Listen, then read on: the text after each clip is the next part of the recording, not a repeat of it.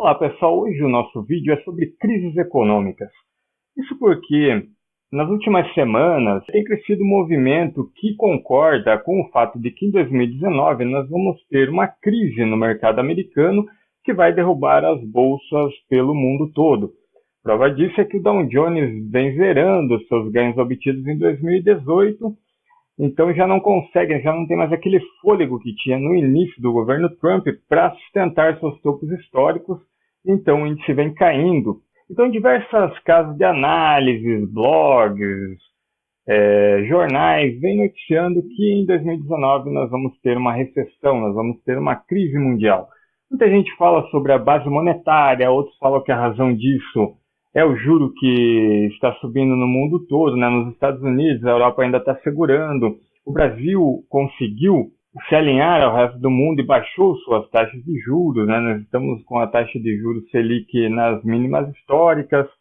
Mas a tese que está ganhando mais força é a tese que diz que quando uma curva de juros mais curta nos Estados Unidos, ela começa a se aproximar ou até mesmo ultrapassa a curva de juros mais longa.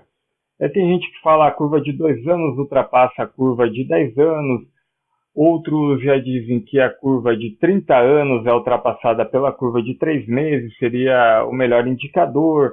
Então, dentre todas essas casas de análise que estão fazendo suas apostas em direção a essa crise, eu selecionei aqui a do Instituto Mises.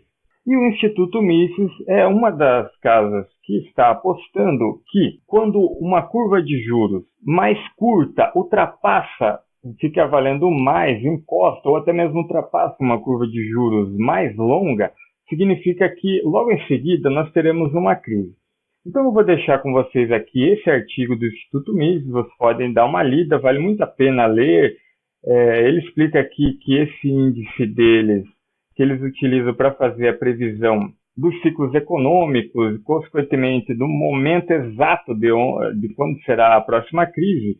Aqui o artigo sustenta que o período que eles utilizam para fazer essa análise, os juros de 3 meses e 30 anos, como mostra aqui o gráfico no artigo, ele tem um índice de acerto de previsão de crise de 100%, ok?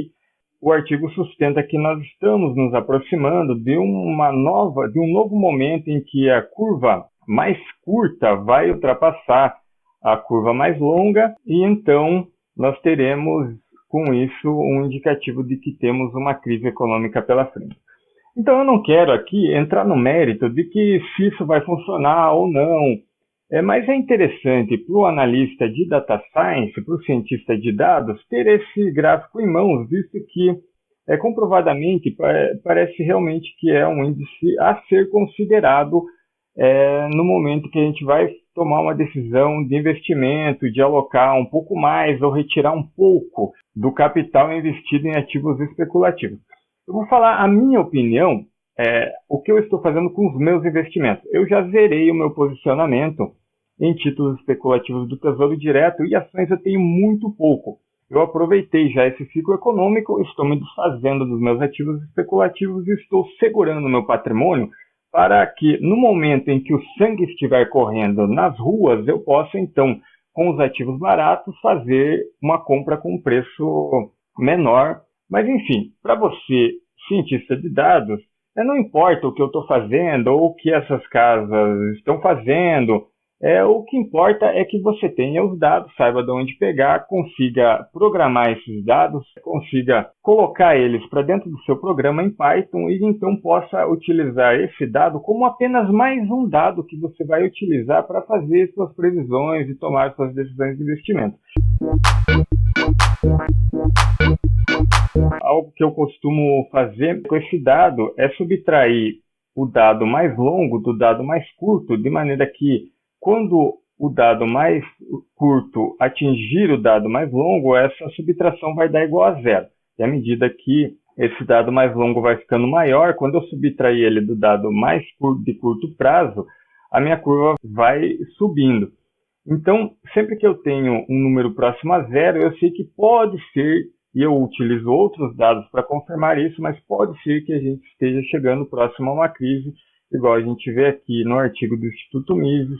As crises econômicas em cinza sempre precedidas por um momento em que o juro mais curto atinge o valor do juro mais longo. Então, eu venho aqui no meu Big Data econômico, eu faço uma subtração entre o juro mais longo e o meu juro mais curto, de 3 meses. Eu vou pegar aqui de 2006 até aqui o mês 12 de 2018. Eu venho aqui e a gente percebe o seguinte, pessoal. Deixa eu puxar aqui para o lado. A gente vê aqui que a minha subtração, representada por essa linha amarela, ela vai diminuindo, tendendo a zero à medida que o juro mais curto vai encostando no juro mais longo. Olha que quando encostou no juro mais longo, até mesmo ultrapassou, esse valor veio para baixo de zero. Então, eu pego, por exemplo, eu acho que eu já tenho coletado aqui o dado da Bolsa de Valores, então eu vou fazer aqui uma correlação entre os dados das ações do Banco do Brasil e essa subtração que eu acabei de criar, que subtrai o índice mais longo da curva de juros americanas para a curva mais curta. Então, essa subtração eu vou correlacionar com as minhas ações do Banco do Brasil desde 2006. E a gente vai ver aqui, que realmente, quando essa subtração dos juros mais longos pelos juros mais curtos americanos chega próxima a zero, eu tenho que a minha ação do Banco do Brasil, consequentemente, quase todas as ações do índice Bovespa vão acompanhar a derrocada das ações dos bancos, né? Então, por isso que eu estou utilizando a ação do Banco do Brasil para ilustrar, mas poderia ser qualquer ação. Então, veja só, chegou aqui, baixou de zero a minha subtração, veja que logo em seguida o que aconteceu com as ações do Banco do Brasil. Chegaram quase a R$10, né? Uma pechincha, é o momento de comprar, né? Mas percebam que esse momento ele tem às vezes um espaçamento de quase 2 anos. É por isso que as pessoas e as casas de análise, os blogueiros e analistas econômicos estão dizendo que essa crise ela pode vir dentro de 1 ano, 2 anos, pode até nem vir, mas isso é um índice que já faz com que a gente esteja um pouco receoso com o mercado financeiro. No meu caso, eu já liquidei minhas posições, o índice ainda, a subtração, né, nem chegou no zero ainda. Depois que chega no zero, leva um tempo para que as ações sofram uma derrocada. E será que vai sofrer mesmo essa derrocada? A gente não sabe, mas como cientista de dados, eu acredito que seja fundamental ter esse dado na manga para fazer essa análise. E esse vídeo eu estou fazendo exatamente para mostrar para vocês como que eu faço a captura desses dados para que vocês aí, na casa de vocês, no trabalho de vocês, também possam fazer a coleta desses dados e fazer as operações e as análises de previsão de crise se baseando neste dado também. Eu vou aqui criar um programa chamado USA Treasury.py e vamos começar a codificar. Eu vou aqui importar as bibliotecas. Eu já tenho esse código pronto aqui no meu programa de Data Science. A gente precisa dessas bibliotecas para que o programa execute corretamente. E agora, da onde a gente vai extrair esses dados? Da onde a gente vai buscar esses dados? Esse dado, o Tesouro Americano, o governo americano, ele disponibiliza gratuitamente. Isso é muito bom, pessoal, porque está ocorrendo no mundo uma corrida pelos dados que está encarecendo o valor dos dados. Então, aqui no Brasil, o portal híbrido FGV já está cobrando pelos dados. Se você quiser os dados atualizados do minério de ferro na China, também já tem que pagar, não tem mais esse dado tão fácil disponível, mas esse dado aqui do Tesouro Americano, ele fornece de forma gratuita. Esse site que está aqui, que eu estou mostrando para vocês, a gente pode, assim como ali no vídeo do IPCA, que eu criei há um pouco tempo atrás e está aqui no histórico do meu site, eu poderia construir um robô que entra na internet, já busca esses dados, mas eu quis encurtar um pouco o tempo desse vídeo para não ficar muito complicado. Então, se a gente vier aqui e colocar todo o período, ele vai dar desde 1990 até os dias de hoje, tá, pessoal? Até aqui, 2018. A gente copia toda essa planilha, toda essa tabela, cola numa planilha, vai ficar dessa forma aqui, ó, desde 1990. Eu gosto de salvar colocando no formato CSV e separado por ponto e vírgula os campos, tá, pessoal? De maneira que se a gente dá um more aqui nesse arquivo que eu salvei, olha só, eu tenho meus campos aqui, data, o mês 1, o juro com um mês, o juro de 3 meses, 2 meses, até 30 anos, né? A gente vai trabalhar aqui mais com os índices mais mainstream, que são 3 meses, 2 anos, 10 anos e 30 anos, ok? Então agora que eu tenho esse arquivo, né? Esse arquivo ele tem que estar salvo no mesmo local onde eu salvei esse programa, onde eu criei esse programa, usatreasury.py, esse programa que a gente está criando aqui.